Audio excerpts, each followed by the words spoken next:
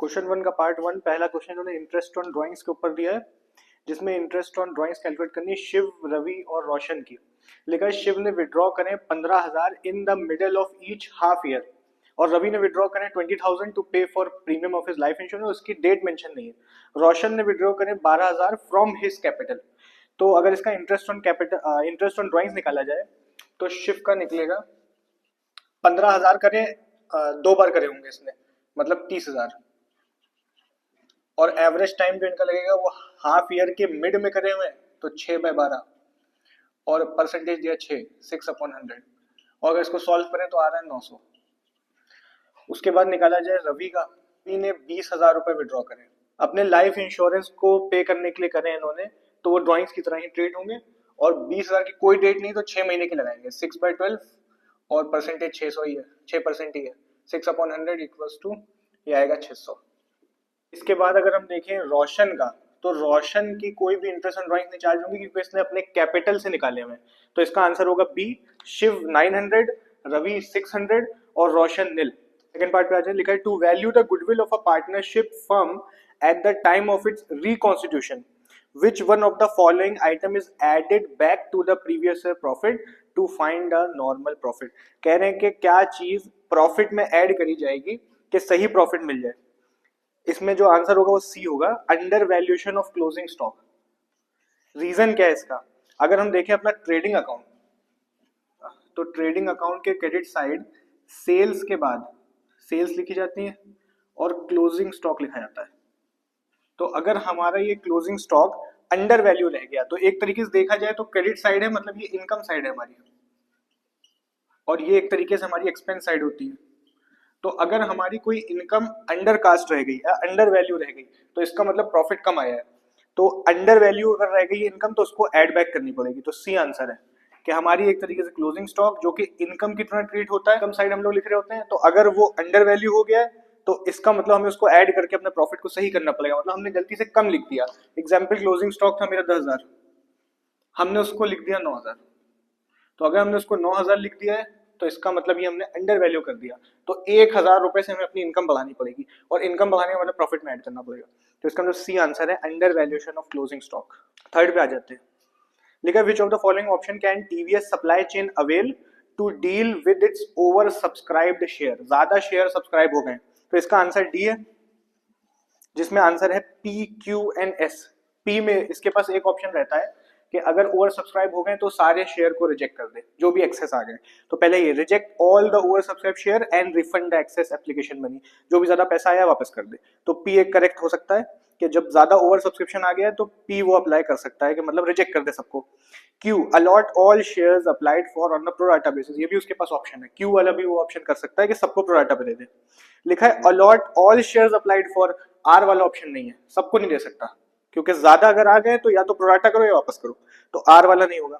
S लिखा है allot in full to some applicants, allot shares on pro rata to few applicants and refund the applicant money, ये भी हो सकता है कि कुछ को तो पूरे दे दे, कुछ को वापस कर दे, कुछ को प्रोराटा कर दे।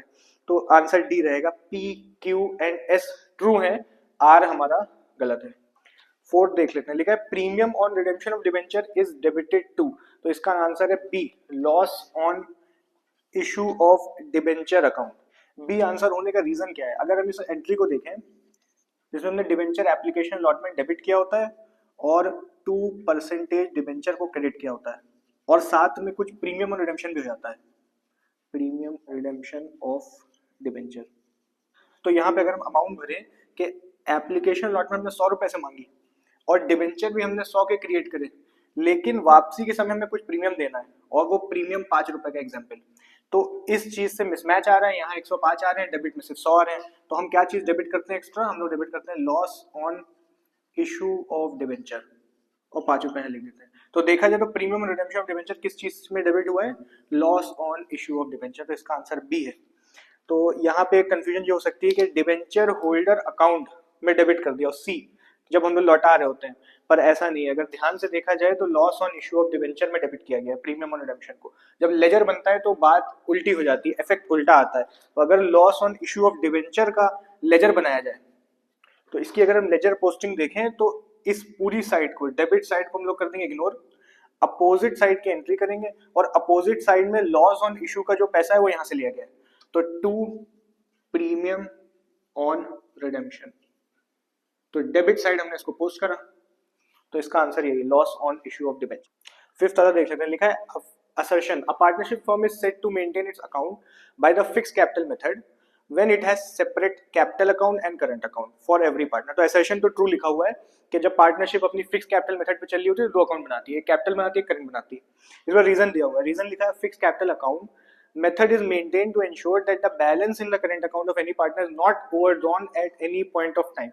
कह रहे हैं फिक्स अकाउंट इन्होंने इसलिए बनाया कि करंट अकाउंट के जो बैलेंसेस है वो ओवरड्रॉन ना हो।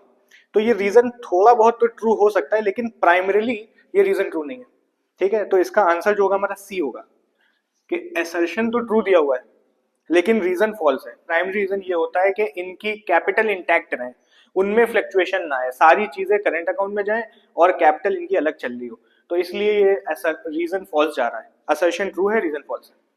नेक्स्ट देख लेते हैं, what does a new partner acquire by contributing his share to the self generated goodwill of the firm. जब नया पार्टनर आता है तो गुडविल के पैसे लेके आता है, तो इससे उसको क्या मिलता है, उसको फ्यूचर के प्रॉफिट में हिस्सेदारी मिल जाती है। तो यहाँ पे ये लिख सकते हैं, he or she becomes entitled to share in future profit which are also influenced by the goodwill। मतलब ये है कि गुडविल की वजह से आगे कुछ एक्स्ट्रा कमाई होने वाली है, और जो एक्स्ट्रा कमाई होने वाली है तो नया पार्टनर भी ले जाएगा, तो इसीलिए उससे स्टार्टिंग में गुडविल मंगा ली जाती है कि तुम गुडविल के पैसे लाओ और आगे जो एक्स्ट्रा कमाई होगी उसमें तुम्हारी हिस्सेदारी बन जाएगी। तो मेन यही है इसके अंदर।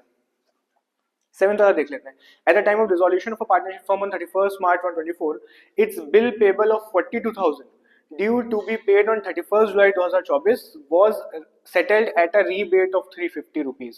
कह रहे हैं एक बिल्स पेबल था जो कि डिसोल्यूशन के समय जल्दी पे कर दिया गया, और अगर वो जल्दी पे कर दिया गया है तो इनको रिबेट मिली होगी। तो नॉर्मली हमें रिबेट का परसेंटेज दिया होता है और फिर रिबेट निकालनी होती है, पर इस क्वेश्चन ने आपको रिबेट दे दिया है, कह रहे परसेंटेज फाइंड करो, calculate the per annum percentage of rebate eight which the bills payable was settled. तो नॉर्मली अगर हम इसका फॉर्मूला लिखे तो क्या बनेगा, फॉर्मूला बनेगा रिबेट अमाउंट इक्वल्स टू जो भी बिल का अमाउंट है इनटू टाइम जो कि पहले इन्होंने पे कर दिया। तो यहाँ पे 31 मार्च को इनका डिसोल्यूशन हो गया है और बिल हमारा 31 जुलाई का था, तो इन्होंने 4 महीने पहले पे कर दिया, तो वो टाइम पीरियड यहाँ लिखा जाएगा और रिबेट परसेंट जो भी होगी वो लगाई जाएगी। लेकिन यहाँ पे थोड़ा सा ट्विस्ट हो गया कि रिबेट अमाउंट उन्होंने हमें दे दिया है और ये गायब कर दिया है। कोई बात नहीं, हम वैल्यूज पुट कर देते हैं। रिबेट अमाउंट जो कि हम कैलकुलेट करने वाले थे पहले ही लिख देते हैं, इन्होंने दिया हुआ है 350 और अमाउंट जो है बिल का है वो है 42,000 और टाइम पीरियड जो है वो है 4 महीने। क्यों, क्योंकि मार्च को ही सेटल हुआ 31 मार्च, पर टाइम उसका 31 जुलाई था, तो अप्रैल मई जून जुलाई भी इंक्लूडेड रहेगा, 4 महीने पहले सेटल हो गया। और रिबेट परसेंट उन्होंने बोला हुआ हमसे, अच्छा रिबेट परसेंट हमें फाइंड करना है तो हम इसको x लिख देते हैं अपॉन 100। सॉल्व करें इसको जरा, ये 4 से कट जाएगा, 4 वन जा 4 थ्री जा, ये 3 से कट जाएगा, 3 वन जा 3 बचा 12, 4 टाइम्स 12, 3 जीरो कॉपी, तो फिगर बन रही है 14,000। ये तो बन हो गया 14,000 इंटू एक्स अपॉन 100, ये भी 2 जीरो कट जाएंगे तो बच रही है 350 140 इंटू एक्स। इसको यहाँ पे मल्टीप्लाई में उधर पे जो डिवाइड हो जाएगी, 350 upon 140 equals to X, 0 0 cut गया। 35 को 14 से डिवाइड करें तो आएगा 2.5 इक्वल्स टू एक्स, तो आंसर हमारा 2.5%। नेक्स्ट देखते हैं 8 वाला, लिखा है at the time of dissolution of the partnership firm of Sanjay and Mitali its balance sheet showed a deferred revenue expenditure of 30,000। Give the journal entry to treat this item। Normally deferred revenue expenditure हमारी fictitious asset होती है, मतलब loss होते हैं, तो इनको realisation account में transfer नहीं किया जाता है, इनको पार्टनर्स कैपिटल के थ्रू राइट ऑफ किया जाता है। और डिफर्ड रेवेन्यू एक्सपेंडिचर हमारी एसेट साइड में शो हो रहा होगा, एसेट का जो बैलेंस होता है वो डेबिट बैलेंस होता है, तो इसको खत्म करने के लिए हम क्या करेंगे, इसको क्रेडिट करेंगे। डिसोल्यूशन हो रहा है, सब खत्म हो रहा है, तो टू डेफर्ड रेवेन्यू एक्सपेंडिचर, और डेबिट किसको करेंगे, रियलाइजेशन को डेबिट नहीं करेंगे, पार्टनर्स कैपिटल अकाउंट को डेबिट करेंगे। लिखा है संजय और मिताली, तो Sanjay capital debit, Mitali capital debit, और कोई रेशो नहीं दिया हुआ है तो इक्वली बांट देते हैं, 30,000 इधर, 15,000 इनके खाते में, 15,000 इनके खाते में।